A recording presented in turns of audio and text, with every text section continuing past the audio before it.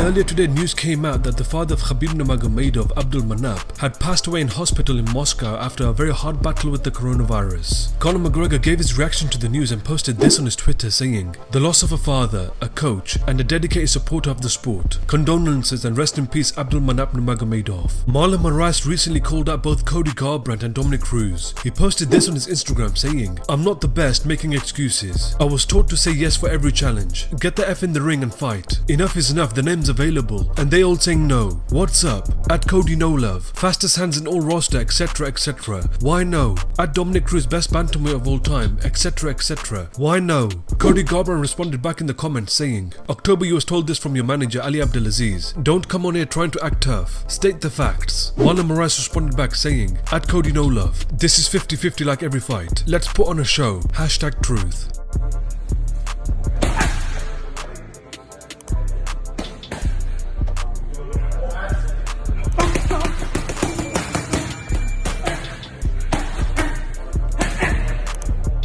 Dustin Poirier on the Ariel Helwani's MMA show reflects on his fight with Dan Hooker.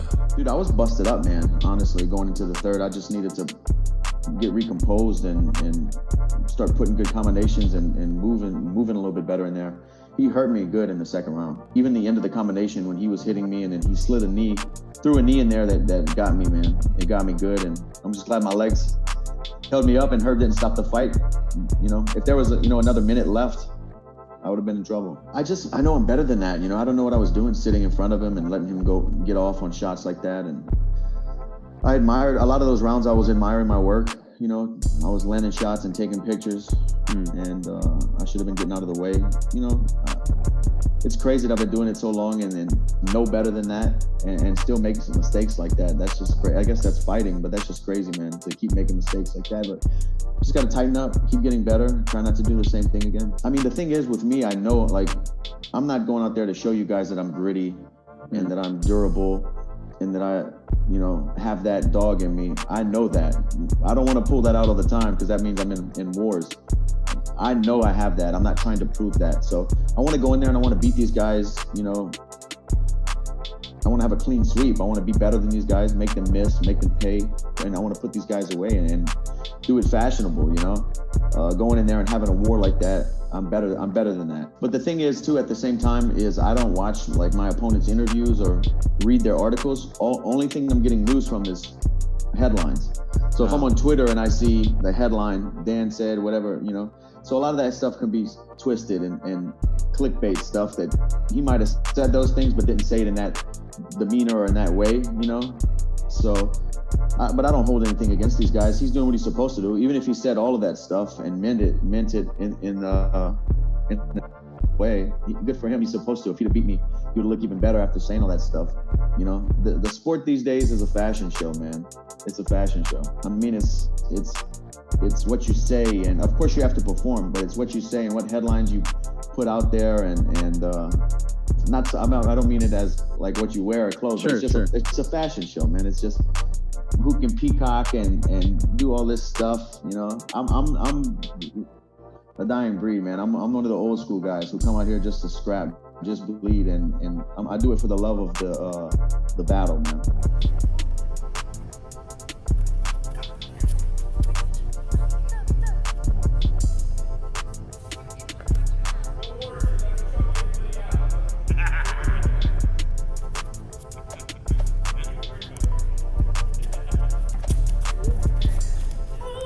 Bobby Green on his Instagram says that he received negative backlash for his post-fight interview. Ever since I did that interview on ESPN about the Black Lives Matter and shit like that, I've been getting a lot of good and a lot of bad. It's really interesting, So I got cops hitting me up and they're like, "Thank you for what you said," And then I got black people hitting me up and like, "You're a coon and we hate what you said," And I get it right now. I love my people, okay? First and foremost, I love my people. With that being said, I think that you need to kind of understand all types of life, walks of life, you know what I mean? And if you ain't been on that side, you ain't gonna understand, I grew up in foster care, since I was like 4 years old. So I have a foster dad. His name is Jimmy B. And Jimmy B was a cop. Jimmy B is responsible for me, like, kind of starting my fighting career, you know? Jimmy B was my foster dad in the end. He sat me down in front of Ali tapes and was like, watch this shit. Like, he just knew. Like, he just knew. So, he put me up on some Ali tapes. I watched Ali tapes, and as I started really watching the tapes and I started to kind of mimic Ali, the bouncing, the jab, you know, that's where I get my jab from, is Ali. Then he put me onto a speed bag, you know, and then I started, he's like, hey, took me out in the garage, he was like, hey, if you can get this down, it took me like 3 hours to get it down. Let's see how fast it takes you to learn this. So I sat out there for 3 hours, just boom, trying to get this down, you know? And finally I got it. He taught me how to use a speed bag. This same white cop, you know, he was the man in the neighborhood, you know what I mean? Like, I got that was running around on the block looking to rob, looking to take some shit, but they may see Jimmy B outside and go over to Jimmy B house. Jimmy B would be, hey, come over here, let me show you this, and have the kids playing with some shit instead of robbing, you know? Like, he was a really good dude, you know? So when I say like I f with cops and I love, and there's good cops too, you know, it's like this whole craziness with the Black Lives Matter. I get it. All I'm saying is that there's good cops too, you know, and everybody needs to come together and love each other. I'm not trying to preach no hate, you know, I'm really on some positivity right now, besides trying to get James Vick's but besides that, I'm on some positivity, you know. I'm really trying to push good in people, you know. I want nothing but love, you know. I had a negative life all my life, you know, and I like to try to change that, you know. So I just wanted to say that Jimmy B, like, I'm telling you, Dre, Marcus, Chato, all these badass came to Jimmy B's house, and he always kept us entertained, you know. And I was a cop, you know, I was a white dude that didn't have to with us. He didn't have to do none of that shit. He just did it out the kindness of his heart. So we respect, you know, those guys that put that service out there. I think that's noble to go out there and do a service like that, you know, as long as you do it in the right, proper fashion, you know. I know there's some dirty cops out there. I've seen the videos, you know, but there's good cops too, and don't take it all out on the police, you know. We gotta come together and figure out how to love each other. Give it to him. Come on. Break it. Finish it.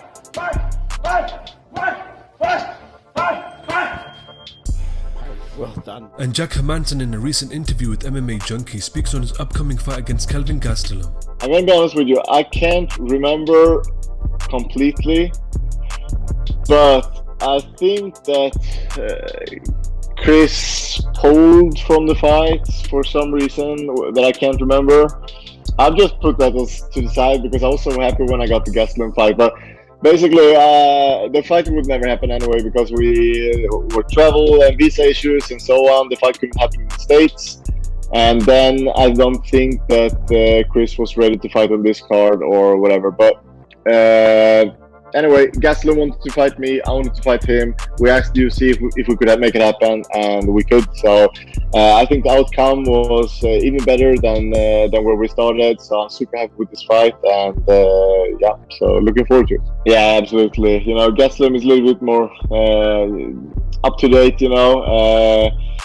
Ryman has a big name, and but as you mentioned, you know, it's a little bit about the ranking as well, and I want to move forward, and then I feel like Gastelum is the right fight to do. Now, I'm just thinking that I will be fighting the Gastelum that fought Israel Adesanya.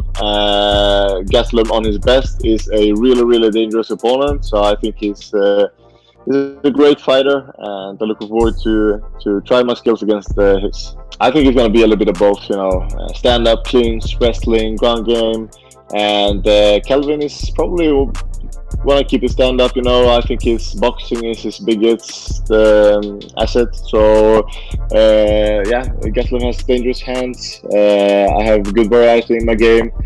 and I'm gonna try to be unpredictable, and it's gonna be hard for him to read what I'm gonna do, and then I'm gonna find some openings and hopefully finish the fight. So if I win over Kelvin Gastelum, then we'll have to take a look at the top 5 names and see who we can fight from there and move towards that title again.